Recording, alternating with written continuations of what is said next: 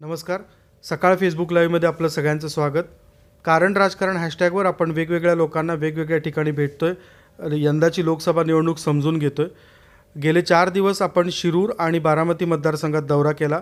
शिरूरचा दौरा करताना सगळ्यात महत्त्वाचा जो मुद्दा आपल्यासमोर सातत्याने उपस्थित झालेला होता तो या मतदारसंघातल्या दुर्गम भागाचा. या भागाचे 3 वेळा खासदार असलेले शिवाजीराव आढळराव पाटील आपल्याबरोबर आहेत. त्यांच्या विरोधात लढत असलेल्या अमोल कोल्हेंची मुलाखत आपण बघितलेली आहे. कारण राजकारणमध्ये मी शिवाजीरावचं स्वागत करतो आणि आपण मुलाखतीला सुरुवात करू. पहिला प्रश्न माझा असा आहे की 3दा मतदारांसमोर यापूर्वी तुम्ही सामोरं गेलेला आहात. चौथ्यांदा मतदारांसमोर सामोरं जाताना आपल्यासमोर काय मुद्दे आहेत? सर्वप्रथम माझे प्रचाराचे मुद्दे मी आपल्याला सांगू इच्छितो की गेल्या 15 वर्षामध्ये काम करत असताना पहिले 10 वर्ष UPA 1 आणि UPA 2 ह्या राजवटीमध्ये माझे 10 वर्षाची खासदारकी गेली. दुर्दैवानं काँग्रेस सरकारकडं काँग्रेस सरकारकडून माझ्या मतदारसंघामध्ये कुठलाही मोठा प्रकल्प आला नाही, येऊ शकला नाही, वारंवार मागणी करूनसुद्धा.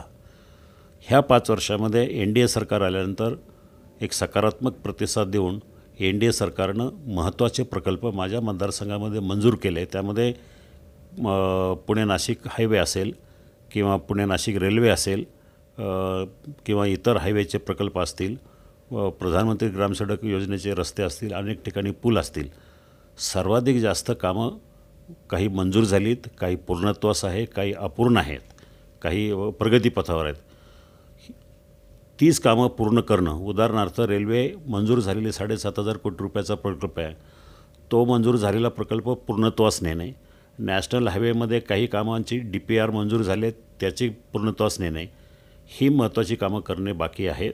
ही माझ्या दृष्टीने हे प्रचाराचे मुद्दे आहेत. मी केलेली विकास कामं हाच माझा प्रचाराचा मुद्दा आहे. त्याच्याशिवाय भविष्यामध्ये माझ्या मतदारसंघामधील तरुणांना रोजगार उपलब्ध करून देणं हा एक माझा महत्त्वाचा अजेंडा आहे.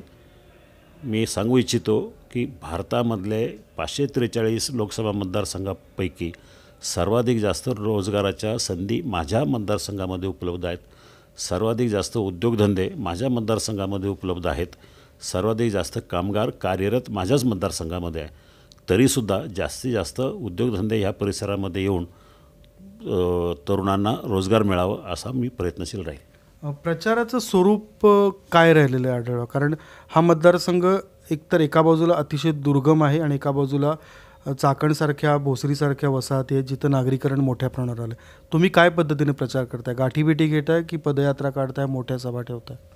शहरामध्ये बऱ्याचशा वेळेला पदयात्राच होतात, रोड शो होतो आणि काही महत्त्वाच्या की वोटरच्या घरी जाऊन गाठीभेटी घेणं हे महत्त्वाचं असतं. शहरामध्ये सभा किंवा कोपरा सभा होतात, पण त्या एवढ्या होत नाहीत. ग्रामीण भागामध्ये गेल्यावर प्रत्येक गावामध्ये लोकांशी संवाद साधण्यासाठी कोपरा सभा होतात. एका दिवशी 30-40 गावांमध्ये अर्धा तास, 15-20 मिनटं अशा प्रकारचे कार्यक्रम होतात. निमशहरी भागामध्ये रॅली आणि सभा दोन्ही होतं. अशा प्रकारचं सभांचं आणि प्रचाराचं नियोजन आहे. यापूर्वीच्या तिन्ही निवडणुकांमध्ये तुम्हाला आव्हान नव्हतं आणि या निवडणुकीत तयार झालेला आहे असं राष्ट्रवादीच्या प्रचाराचा सूर आहे. डॉक्टर अमोल कोल्हे हा नवीन चेहरा आम्ही दिलेला आहे आणि तो तरुण चेहरा आहे असा त्यांनी दावा केलेला आहे. डॉक्टर कोल्हेंनी प्रचारामध्ये सातत्यानं आपल्याला टीकेला समोर ठेवलेलं आहे. त्यांनी आपल्या विकास कामांना सातत्याने चॅलेंज केलेलं आहे. तर तुमचं काय मत आहे? त्यांना काय उत्तर तुम्ही द्याल? खरं म्हणजे राष्ट्रवादी काँग्रेस पक्षानं माझ्या विरोधात प्रत्येक वेळेला आव्हानच निर्माण केलेलं आहे. प्रत्येक वेळेला त्यांनी असाच प्रकारचा प्रयत्न केलेला आहे की नवीन उमेदवार देताना खोटे आरोप, मी केलेले विकास कामं नाकारणं. कसं आहे, मी सिटिंग MP असल्यामुळं माझ्यावर आरोप करणं लोकांना सोपं जातं आणि हे नेहमी होत असतं. त्याचं काय माझ्या दृष्टीनं तो काही महत्त्वाचा मुद्दा नाही आहे. मी केलेली विकास कामं ही जनतेला माहिती आहे. डॉक्टर कोल्हेला माहिती नसेल हे त्याचं दुर्दैव आहे, हा त्याचा बालिशपणा आहे. मी आपल्याला सांगू इच्छितो, धडधडीत कामं झालेली आहेत. 10 वर्षात काँग्रेसच्या काळामध्ये मी कामं मागितली, ती मंजूर न झाली, पण ह्या काळामध्ये मंजूर झालीत, पूर्ण झालीत. 80% कामं पुणे नाशिक रस्त्याच्या संदर्भामध्ये जर हायवेचं काम म्हणत असाल, 80% काम पूर्ण आहे. ह्या सरकारमध्ये झालं आहे. म्हणजे काम अपूर्ण आहे हे म्हणता, याचा अर्थ काम सुरुवात झाली आहे हे तुम्ही स्वीकारताय. अशी कितीतरी कामं आहेत आणि कागदोपत्री पुरावे आहेत माझ्याकडे की कामं केली आहेत आणि जनतेला माहिती आहे. डॉक्टर कोल्हेला माहिती आहेत की नाही याच्याशी जनतेशी काही संबंध नाही. ज्या लोकांसाठी मी कामं केले त्या सगळ्या जनतेला माझ्या मतदारसंघातल्या पूर्ण कल्पना आहे की मी काय कामं केलेली आहेत. डॉक्टरांच्या प्रचाराचा आणखी एक मुद्दा असतो की ह्या मतदारसंघात बेरोजगारी आहे आणि रोजगाराच्या संधी नाही आहेत. हे सुद्धा त्यांचं अपुरं ज्ञान आहे. सर्वाधिक जास्त रोजगारांच्या संधी माझ्या शिरूर लोकसभा मतदारसंघामध्ये म्हणजे चाकण MIDC असेल, रांजणगाव असेल, सणसवाडी असेल, जेवढे रोजगार इथं उपलब्ध आहेत तिथे देशात कुठेही नाही एवढ्या रोजगारांच्या संधी माझ्याच मतदारसंघामध्ये उपलब्ध आहे. माझ्या माध्यमातून गेल्या 15 वर्षात मी 7,800 तरुणांना, युवकांना विविध कंपन्यांमध्ये माझ्या शिफारसीवरून कामाला लावलेलं आहे आणि लाखो कामगार आज ह्या मतदारसंघामध्ये कार्यरत आहेत. अजूनही नवीन नवीन कंपन्या येतात. गेल्या 5 वर्षामध्ये जवळजवळ अनेक उद्योगधंदे परदेशातून इथं आणले आणि ते उभे केल्यानंतर जवळजवळ लाखो लोकांना म्हणजे निदान 50,000च्या वर तरी नवीन रोजगार उपलब्ध झालेला गेल्या 5 वर्षात. मी थोडं वेगळ्या प्रश्नाकडे येतो. कारण राजकारणामध्ये आपण राजकारणाची चर्चा करतोच. एक उद्योजक एक ग्रामीण भागातून पुढे येऊन एक IT सारख्या वेगळ्या इंडस्ट्रीमध्ये, इलेक्ट्रॉनिक्ससारख्या वेगळ्या इंडस्ट्रीमध्ये काही दशकांपूर्वी उभारलेला उद्योजक ते राजकारणी, हा प्रवास कसा झाला आढळला? खरं म्हणजे राजकारणामध्ये यायच्या अगोदर मी उद्योग क्षेत्राशी संबंधित होतो, ते सुद्धा IT क्षेत्रामध्ये. त्या क्षेत्रामध्ये तसा माझा अनुभव काही नव्हता. ह्या क्षेत्रामध्ये अगदी शिपाई पासून सुरुवात केली आणि मग रात्रशाळेचं शिक्षण घेत असताना काही तांत्रिक शिक्षण घेतलं, स्वतःचा व्यवसाय चालू केला आणि मला समाधान आहे की आज माझी कंपनी संरक्षण खात्यामध्ये असेल किंवा संगणक क्षेत्रामध्ये एक चांगली कामगिरी करते, जी प्रदेशातल्या कंपन्यांचे सुद्धा मी स्पर्धा करू शकतो. धंदा मोठा छोटा हा महत्त्वाचा भाग नाही आहे, परंतु आव्हानात्मक कामं ही माझ्या कंपनीच्या माध्यमातून केली जातात, ती माझी मुलं सांभाळतात. पण हे सगळा प्रवास करत असताना राजकारणाच्या नंतर मी राजकारणामध्ये स्थिर स्थावर झाल्यानंतर माझा बेस हा ग्रामीण भागातला. मी ग्रामीण भागातून आल्यामुळं ग्रामीण भागात परत जायला सुरुवात केली आणि मी स्वतः इस्टॅब्लिश झालो आहे, मी स्वतः स्थिर स्थावर झालो आहे. मग माझ्या भूमीतल्या लोकांना त्यांच्यासाठी काहीतरी करावं ही इच्छा निर्माण झाल्यामुळं मला राजकारणाकडं कळत नकळत ओढलं गेलो. सुरुवातीला समाजकारण, सहकार आणि त्याच्यानंतर डायरेक्टली राजकारणामध्ये गेलो. असा माझा साधारण प्रवास आहे. आपण अनेकदा उदाहरणं देतो राजकारणातून उद्योग उभे राहिले. आढळरावांच्या बाबतीत हे कायम आम्ही उलटं उदाहरण म्हणतो की उद्योगातून राजकारणात आलेला मनुष्य आहे. आपण परत राजकारणाच्या चर्चेकडे वळू. अमोल कोल्हेंच्या प्रचाराच्या मुद्द्यांमध्ये एक मुद्दा आणखी एक त्यांनी मांडलेला आहे, जो आमच्यासोबतच्या मुलाखतीतसुद्धा मांडला, की आपण त्यांची जी मालिका सुरू आहे, ज्या मालिकेमुळे त्यांना महाराष्ट्रात ओळख आहे, त्या मालिकेला बंद पाडण्याचा प्रयत्न याचिका दाखल करून आपण केला असा त्यांचा आरोप होता. हा एक डॉक्टर अमोल कोल्हे ज्यांची उमेदवारी जाहीर झाल्यानंतर त्यांचा सातत्यानं प्रयत्न असतो, ते कुठल्याही सब्जेक्टमध्ये ओढून ताणून खेचून मला त्या प्रकरणामध्ये खेचायचं, ओढायचं आणि माझ्यावर टीका करायची. वस्तुतः त्यांची मालिका बंद पडावी किंवा चालू राहावी याच्याशी माझा काही संबंध नाही. मी काय याचिका दाखल केली नाही. कुणीही जरी केली असेल की एखाद्या शिवसैनिकाने जरी केली असेल तर मला त्याच्यामध्ये प्रत्युत्तर धरायचं आणि मला टार्गेट करायचं, हा त्यांचा बालिशपणा आहे. असाच प्रकार त्यांनी थांबवावं. सोशल मीडियामध्ये कुणी काही स्वतंत्र आहेत, कुणी काही टीका करू शकतात. सोशल मीडियामध्ये काही जरी टीका झाली तर ती मी टीका केली आहे म्हणून माझ्यावर हल्ला करतात, हे चुकीचं आहे असं मला वाटतं. मी डॉक्टर कोल्हेंच्या मालिकेच्या संदर्भात मी कधी मध्ये पडलो नाही. त्यांची मालिका चालू राहो किंवा बंद हो याच्याशी मला काही देणं घेणं नाही. त्यांच्या कुठल्याही याच्या संदर्भामध्ये मी कधी टीका केली नाही आणि करायची गरजही नाही. ज्यावेळेला वेळ येईल त्यावेळी मी करेल. विरोधी उमेदवार म्हणून तुम्ही आत्तापर्यंत 3दा उमेदवारांना चितपट केलेला आहे. चौथ्यांदा सामोरं जाताना त्या उमेदवाराचे कच्चे दुवे काय वाटतात आणि काय पद्धतीनं तुम्ही त्यावर अटॅक करत आहात? कच्चे दुवे जर म्हणाल तर माझ्या दृष्टीनं हा उमेदवारच नाही आहे. हा एक अभिनेता आहे अभिनेता आणि राजकारणी याच्यामध्ये खूप फरक आहे. यांची राजकारणाबद्दल आणि मतदारसंघाबद्दल खूप अपूर्ण माहिती आहे. मतदारसंघामधले प्रश्नांच्या संदर्भामध्ये माहिती नाही आहे. फक्त आणि फक्त खासदार आढळरावांनी 15 वर्षात काय केलं, खासदारांनी रोजगार उपलब्ध करून नाही दिला. आज त्यांनी त्यांचं नॉलेज अपडेट करायला पाहिजे होतं. पुराव्यानिशी सरकारकडनं त्यांनी माहितीच्या अधिकाऱ्याला जरी माहिती काढली तरी कळून चुकेल की माझ्या मतदारसंघामध्ये जेवढ्या नोकऱ्या आहेत तेवढ्या कुठेही नाही आहे.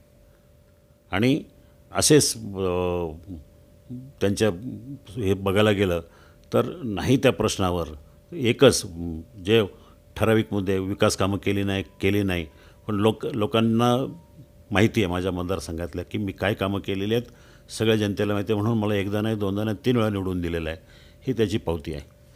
या मतदारसंघात हा एक गॉसिप असेल किंवा चर्चेचा मुद्दा असेल, पण तुम्हाला राष्ट्रवादीचा अंतर्गत सपोर्ट असायचा आधीच्या निवडणुकांमध्ये, असा एक सतत आरोप व्हायचा, ही काय चर्चा असायची. त्यात कितपत तथ्य होतं हे आपण मोकळेपणानं या मुलाखतीत बोलू शकतो का? राष्ट्रवादीचा अंतर्गत सपोर्ट मला नाही वाटत कधी मला होता. मी पूर्वी राष्ट्रवादी काँग्रेस पक्षाशी संबंधित होतो काही काळ. त्यामुळं काही लोकांना माझ्याबद्दल सहानुभूती वाटत असेल, ती अजूनही वाटत असेल. त्याबद्दल असं काही, पण वेगळं आतून मला सपोर्ट करतात असं मला काही वाटत नाही. त्यांना वाटत असेल, कारण राष्ट्रवादी काँग्रेस पक्षाच्या नेत्यांचा त्यांच्याच कार्यकर्त्यांवर, नेत्यांवर विश्वास नसेल असं मला दिसतंय. आम्ही आढळराव चाकणच्या भागामध्ये फिरत होतो. भामचंद्र डोंगराच्या परिसरात आम्ही भटकत होतो. त्या भागात आम्हाला जाणवलं की तिथं विकास कामांचा खूप दुष्काळ आहे. तिथंपर्यंत विकास पोचलेला नाही, तिथंपर्यंत रस्त्याचे प्रश्न आहेत. आणि तिथल्या मतदारांनी आम्हाला अगदी खुलेपणानं सांगितलं की आम्ही इतके वर्ष आढळरावांना सपोर्ट करतो आणि आमच्याकडे ते आलेले नाहीत. तर अशा मतदारांपर्यंत पोचण्यासाठी तुमच्याकडे वेळ पुढच्या काळातला जेवढा आहे, काय पद्धतीनं प्रयत्न करणार आहात? खरं म्हणजे भामचंद्र डोंगराचा परिसर हा माझ्या मतदारसंघात नाही आहे. पूर्वी माझ्या मतदारसंघात होता, पण आता तो माझ्या मतदारसंघात नाही गेल्या 10 वर्षापासून. त्यामुळं तिथं जाण्याचा तसा काही विषयच नाही. परंतु सरकारच्या बाजूने जर मी बोलायला गेलो तर मावळ आणि खेड हा सगळा तो परिसर तुम्ही जो म्हणताय, त्या परिसरामध्ये सर्वाधिक जास्त रस्ते हॅम्पच्या माध्यमातून असेल, प्रधानमंत्री ग्रामसडक योजना, मुख्यमंत्री ग्रामसडक योजना, MIDC ह्याच्या माध्यमातून खूप मोठी विकास कामं झालेली आहेत. आणि सर्वाधिक जास्त दौरे माझे तिथं झालेले आहे, खेड तालुक्यामध्ये. काही लोकांना जे आपण विचाराल त्यांना कदाचित त्यांना माहिती नसेल की मी कधी येऊन गेलो आहे. नॉर्मली हा प्रश्न अतिशय कॉमन आहे. खासदारांना कधी बघितला का? तो ग्रस्त त्याच्या घरात असेल, मी गावात असेल. त्यामुळं हे लोकांना बोलायला सोपं जातं की खासदार आमच्या गावात आले नाही. कारण एवढा मोठा मतदारसंघ आहे, 5,582 स्क्वेअर किलोमीटरचा मतदारसंघ आहे. 7,700 ग्रामपंचायती आहेत, 4,500 वाड्या वस्त्या आहेत, 2 महानगरपालिकेचे वार्ड आहेत, 6 नगर परिषद आहेत. इतक्या मोठ्या मतदारसंघामध्ये सातत्यानं मी राऊंड द क्लॉक फिरत असतो. मतदारसंघाचा कण टू कण, कण कण मला माहिती आहे, तन मला माहिती आहे. मतदारसंघ पूर्ण मी पादाक्रांत केलेला आहे. मुलाखतीच्या शेवटच्या टप्प्याकडे आपण येतो आहे. आपण 3 वेळा निवडणूक लढवलेली आहे, 4थ्यांदा निवडणुकीला सामोरं जात आहेत. 2014च्या निवडणुकीमध्ये भारतभर मोदी लाट होती असं म्हणतात, आणि यावेळी मोदी लाट ओसरायला सुरुवात झाली असं आपण ऐकतो, वाचतो, चर्चा तशा होतात. भाजपचा सपोर्ट आणि मोदी फॅक्टर तुम्हाला या मतदारसंघात कितपत यावर्षी उपयोगी पडेल असं वाटतं? आपण म्हणता की मोदी लाट ओसरली, पण मी आपल्याला सांगेल 2014ला जी मोदी लाट होती ती वेगळी होती. त्यावेळेला मोदी ह्या देशासाठी काहीतरी करेल अशी लोकांची अपेक्षा होती. काँग्रेस आणि UPA राष्ट्रवादी काँग्रेस यांचा भ्रष्टाचार एक चरणसीमेला पोचला होता, म्हणून लोकांना ते सरकार नको होतं, आणि म्हणून साहजिकच लोक मोदी लाट ती कन्वर्ट झाली. ह्या वेळेला मोदी लाट वेगळ्या स्वरूपात आहे. मोदींनी गेल्या 5 वर्षात केलेली विकास कामं, भ्रष्टाचारविरहित विकास कामं, भ्रष्टाचारविरहित 5 वर्ष, शिस्तीचे 5 वर्ष, आणि जेवढा विकास 20 वर्षामध्ये झाला नाही तेवढा 5 वर्षात झाला, म्हणून ती लाट वेगळ्या स्वरूपामध्ये तेवढ्याच तीव्रतेने आज समोर येताना दिसते. मतदारसंघात प्रचाराचे जे उरलेले दिवस आहेत त्यामध्ये आपले काही प्लॅन आहेत की उद्धव ठाकरेंच्या सभा असतील, आणखी कोणाच्या सभा असतील ज्या इथं होणार आहेत? उद्धव ठाकरेजींची सभा 25 एप्रिलला आहे. मुख्यमंत्र्यांची एक सभा होणार आहे. नितीनजी गडकरींची सभा आहे. पंकजा मुंडेंची सभा आहे. ह्या एवढ्या प्रमुख सभांचं नियोजन केलेलं आहे. आदित्य ठाकरे 23 एप्रिलला मतदारसंघामध्ये सोलापूर रोडला. अगदी आता मुलाखतीतला माझा शेवटचा प्रश्न आहे. बैलगाड्या शर्यती, बरोबर, त्याच मुद्द्याकडे येतो. बैलगाड्या शर्यती हा आढळराव आणि बैलगाड्या शर्यती हे जोडलं गेलेलं नाव आहे. जलीकट्टूपासून ते बैलगाड्या शर्यतीपर्यंत ज्यावेळी सर्वोच्च न्यायालयात केसेस दाखल होते त्यावेळी आढळराव त्यात अतिशय महत्त्वाच्या जागी होते. ह्या बैलगाड्या शर्यती संदर्भातली आपली आजची भूमिका काय आहे? दुर्दैवानं काँग्रेस सरकारच्या एका GRमुळे 2011 साली जयंती नटराजन पर्यावरण मंत्री असताना त्याने GR काढला. त्याच्यानंतर त्या GRवर मी अपील केलं. काही वर्ष बैलगाडा शर्यती चालू राहिल्या. 2013ला चालू झाल्या. 2014ला परत त्या सरकारच्या नाकर्तेपणामुळे काँग्रेस सरकारच्या काळामध्ये बैलगाडा शर्यतीवर बंदी आली. दुर्दैवानं गेले 5 वर्ष आम्ही सातत्यानं लढा देत असताना म्हणावं तसं यश आलं नाही. राज्य सरकारनं तामिळनाडू असेल त्यांची जल्लीकट्टू, महाराष्ट्रामध्ये बैलगाडा, कर्नाटकमध्ये रेकला रेस, ह्या तिन्ही राज्यांनी त्या विधानसभेमध्ये कायदे करून राष्ट्रपती आणि गृहमंत्र्याकडनं त्याला संमती मिळून त्या ठिकाणी कायदे करून शर्यती चालू झाल्या. दुर्दैवानं महाराष्ट्रानं विधानसभेमध्ये कायदा केला, राष्ट्रपतींनी संमती दिली, परंतु कायदा करत असताना त्याच्यासाठी नियमावली बनवायचं राहून गेलं. त्याच्यामुळे एका पेटा संस्थेनं त्याच्यावर ऑब्जेक्शन घेतलं आणि हायकोर्टानं बैलगाडा शर्यतीला बंदी लागू केली. त्याचबरोबर कर्नाटक आणि तामिळनाडूमध्ये नियमावली बनवली होती आणि तिथल्या पेटा संस्थेनं त्यांच्या विरोधात अपील न केल्यामुळे त्या चालूच राहिल्या. हायकोर्टामध्ये बंदी आल्यानंतर आम्ही पुन्हा सुप्रीम कोर्टामध्ये गेलो. मग सुप्रीम कोर्टानं सांगितलं की राष्ट्रपतींनी दिलेल्या संमतीवर कोर्ट मॅटर चालू आहे म्हणून ह्या घटनात्मक पेच आहे. त्यामुळं फुल खंडपीठामुळं म्हणजे कॉन्स्टिट्यूशन बेंच पुढं ही सुनावणी होईल. 2 वर्षापासून आम्ही कॉन्स्टिट्यूशन बेंचची वाट पाहतो आहे. कॉन्स्टिट्यूशन बेंच कॉन्स्टिट्यूट होऊन त्याच्यावर आम्हाला न्याय मिळेल अशी आमची अपेक्षा आहे. पण दुर्दैवानं कॉन्स्टिट्यूशन बेंच गेल्या 2 वर्षापूर्वी आधार कार्ड, ट्रिपल तलाक आणि ह्या काही महत्त्वाच्या विषयामुळं बैलगाडाविषयी त्यांनी टाळला. त्याच्यानंतर सरन्यायाधीशांची रिटायर झाले, नवीन सरन्यायाधीश आल्यानंतर अजूनही कॉन्स्टिट्यूशन बेंच बसलं नाही, ते कॉन्स्टिट्यूट केलेलं नाही. पण जेव्हा होईल 1-2 महिन्यांनी मला पूर्ण खात्री आहे त्याच्यावर आमच्या सरकारचं जे म्हणणं आहे ते ग्राह्य धरून बैलगाडा शर्यतीला परवानगी मिळेल. कारण तशी बाजू आम्ही ठामपणे मांडलेली राज्य सरकारनं आणि त्याला 100% न्याय मिळेल अशी माझी अपेक्षा आहे. मुलाखतीबद्दल अतिशय आभारी आहे. कारण राजकारणमध्ये शिरूर मतदारसंघातले शिवसेना भाजपचे उमेदवार शिवाजीराव आढळराव पाटील यांच्याबरोबर आपण बोललो. मुलाखतीच्या टप्प्यात आपण थांबतोय, पण कारण राजकारण मालिकेमध्ये आपण भेटत राहू. सकाळचं फेसबुक पेज लाईक करा. आम्ही थोड्याच वेळात पुन्हा एकदा लाईव्ह येतोय.